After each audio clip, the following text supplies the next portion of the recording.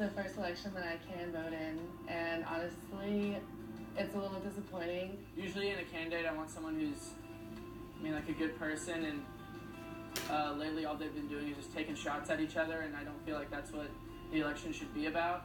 Just being able to make sure that our country is safe and that we have a good, national policy. The big one, obviously, is national security. Being honest and upfront and thoughtful about our country.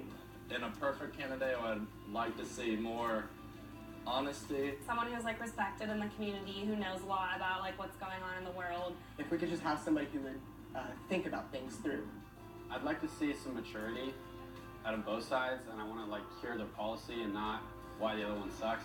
Personally, I don't think either of the candidates are really that amazing this year. But I still think it's really important to vote, so I'll be voting in this election. True faith in God, this is the gospel according to Glenn. True faith in God means you live it no matter the consequences. Bonhoeffer, you guys know who he is? Bonhoeffer stood in 1933. He was standing up in 1933 to question the Führer principle. And he was on the air 3 weeks after the Führer became the Führer. And he says, the Führer principle is wrong. Now, he's a preacher. If I said to you, we should get rid of the Old Testament because it's just filled with a lot of Jewish stuff, would you be okay with that? Would you think any Christian church would be okay with that? Okay. By 1934, 1 year into Hitler, 1 year, 80% of Christians voted in their church to get rid of the Old Testament. 80% of Christians also said Christ is not the head of the church, Adolf Hitler is.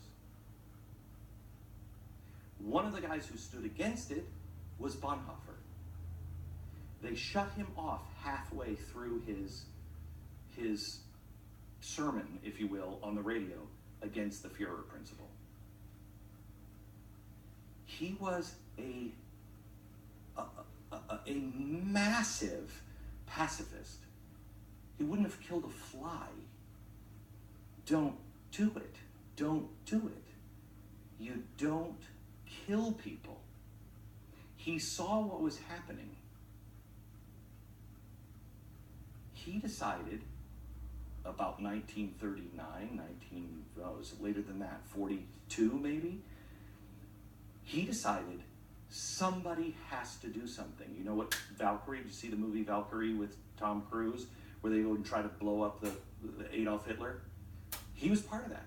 He's a Christian pastor who was a pacifist, one of the biggest pacifists on the planet, known for no war, no bloodshed. He sacrificed his principles.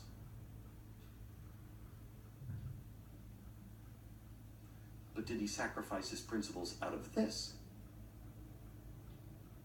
This says, thou shalt not murder. Now, thou shalt not kill, thou shalt not murder. And he had to wrestle with that. Am I doing the right thing? As it turns out, Hitler lived. He was caught. He died 15 days before Hitler did in a concentration camp. Do you know what he was doing the last few days of his life? He was thrown into one of the worst concentration camps and kept in a cell where a prostitute who was a double agent was in the cell with the guy who did all of the experiments on the Jews. Not Mengele. There was another one that would keep the Jews out in the freezing cold and then make them hot and then make them cold. He would take them up into airplanes and see how far up they had to go before their heads popped, okay? In a pressurized cabin. So we knew about that. When you go to a hospital, they have a big book on hypothermia and everything. It's about that big. It's in every single emergency room. All of that information came from him. He gave that information because he was doing those experiments on the Jews because he said we could save so many lives. He released it to both sides. He just published it and put it out for the whole world. Hitler came to him and said, "You think you were doing that for all people? You were doing that for the Germans." He ended up in a concentration camp with Bonhoeffer. Those two were the most vile people ever. Bonhoeffer brought them the truth of Christ the whole time. The executioner says he remembers when Bonhoeffer arrived to be executed because he thanked him. He said there was something about him.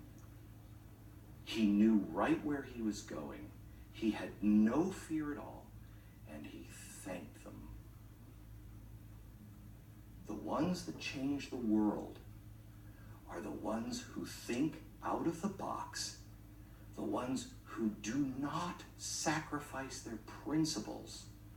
They know what the principles are, and no matter what the cost, you are going to face this, hopefully not, but I think you will.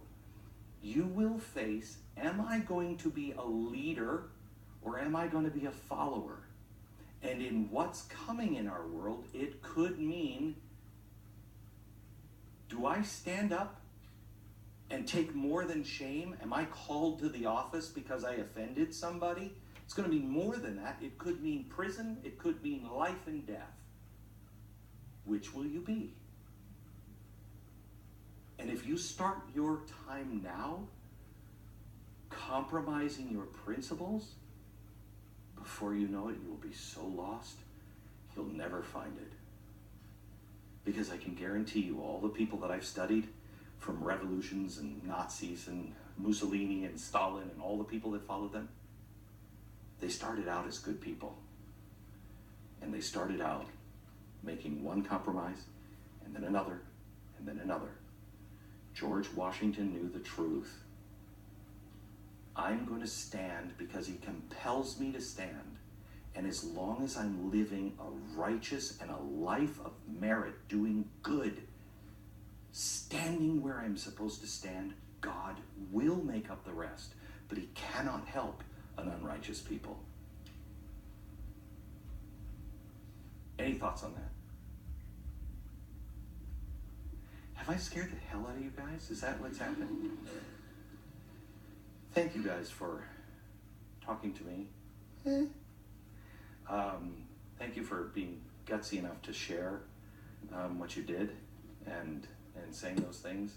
I hope I have in some way, all I want to do, I hope in some way I've poked something in you that'll make you question. Thomas Jefferson said, and it's a phrase that changed my life. He was talking to his nephew. He wrote a letter to his nephew, Peter Carr, whose parents had died, and he said, his father before he died said, "Would you make sure my son is brought up the right way and educate him?" He said, "I will. I'll oversee his education." So as he turns 13, he writes Peter a letter. And he says, in mathematics, you have to do this. In literature, you have to do this. Never read a book outside of its native tongue. So what that meant to Thomas Jefferson was he couldn't read Spanish on his way over to Spain.